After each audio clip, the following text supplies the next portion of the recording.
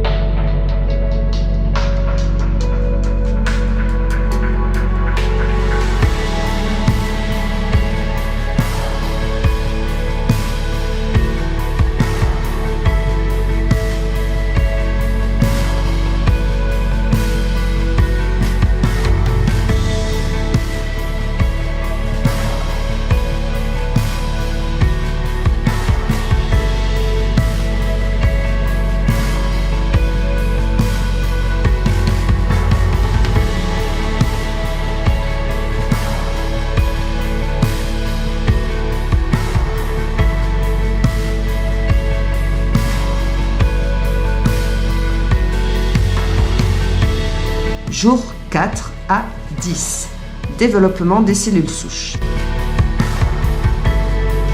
Cela commence par des injections de filgrastim 2 fois par jour, matin et soir, pendant 8 jours pour produire un maximum de cellules souches dans mon organisme.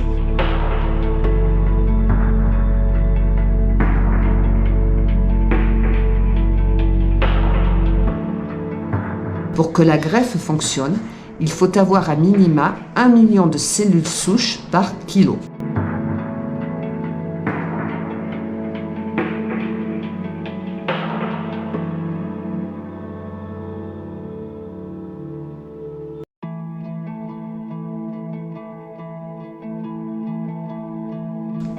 La tension, la température et le rythme cardiaque sont relevés en même temps.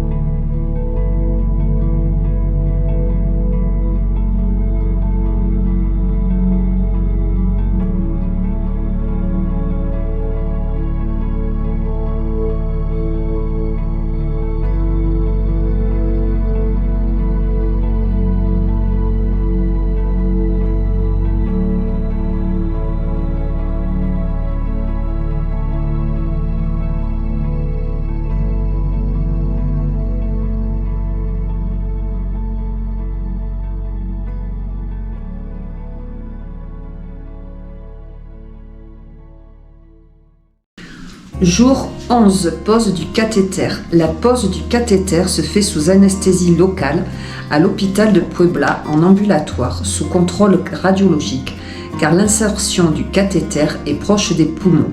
La procédure dure entre 30 à 45 minutes.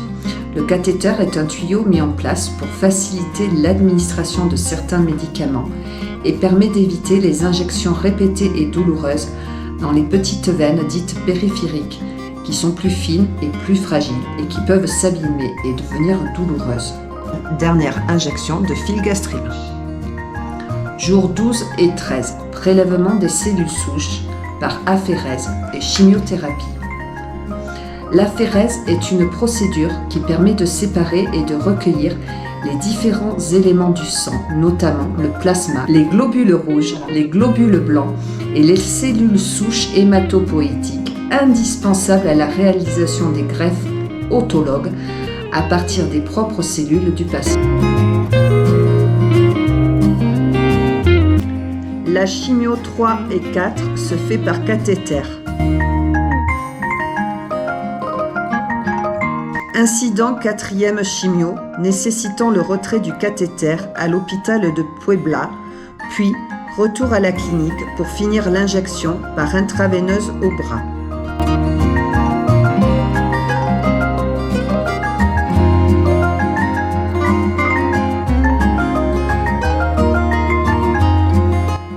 Jour 14, greffe des cellules souches, c'est le 22 janvier. À 8 heures, le résultat de la prise de sang est positif. J'ai 347 millions de cellules souches, sachant qu'il en faut à minimum 1 million par kilo, donc tout est en accord.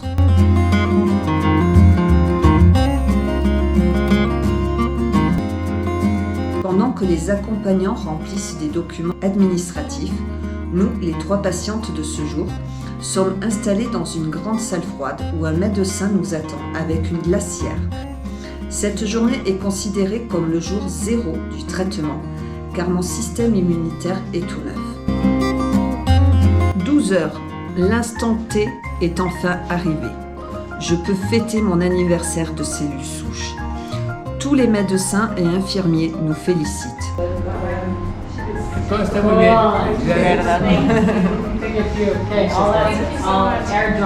Un t-shirt HSCT nous est offert.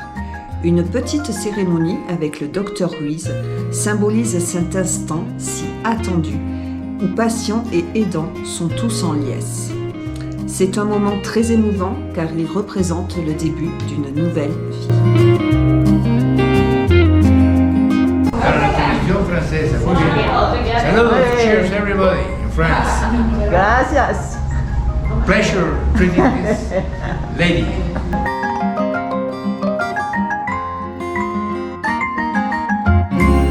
Excelente. Muy bien.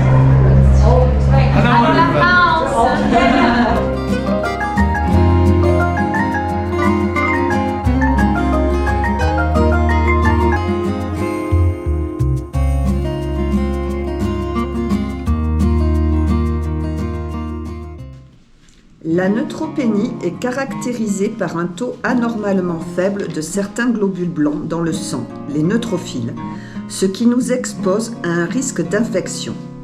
En effet, ce type de globule constitue la principale défense de l'organisme contre les infections bactériennes et fongiques et représente 45 à 75% de la totalité des globules blancs circulant dans le sang.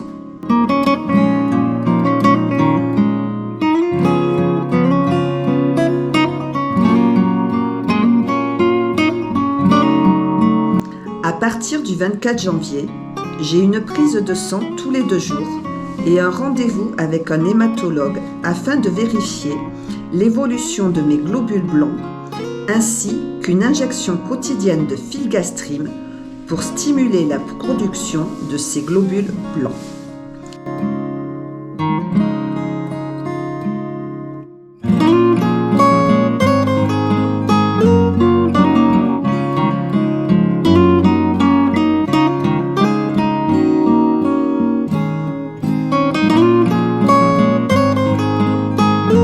Pour de Puebla, mon taux devra être de 4000 microlitres de sang, sachant que celui d'une femme en bonne santé est compris entre 4000 et 12 000 microlitres.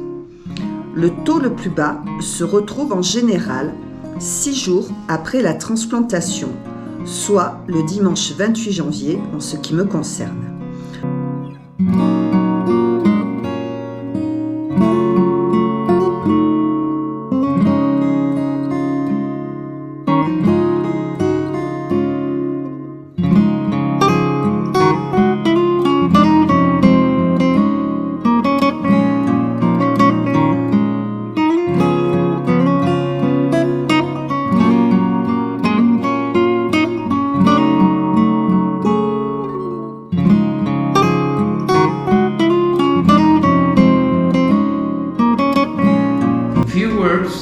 What message would you like to convey to the medical community in France in relation with HSCT for multiple sclerosis?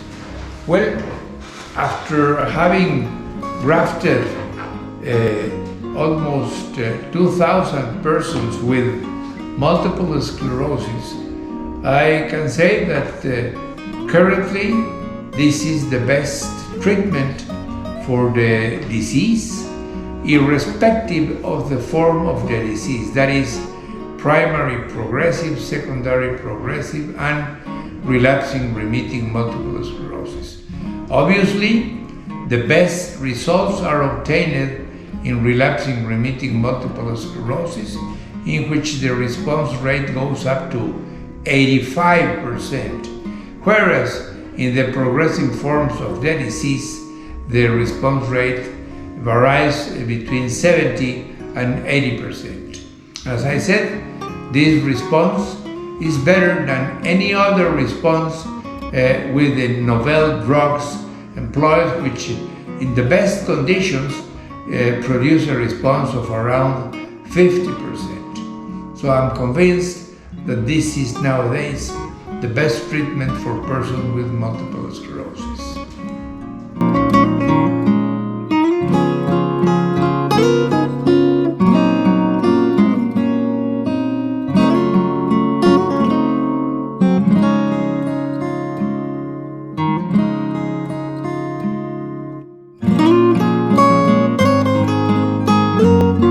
Le jour où mon taux redeviendra à la normale, mon traitement se terminera avec une perfusion de rituximab, qui est un type d'immunothérapie, soit le 31 janvier.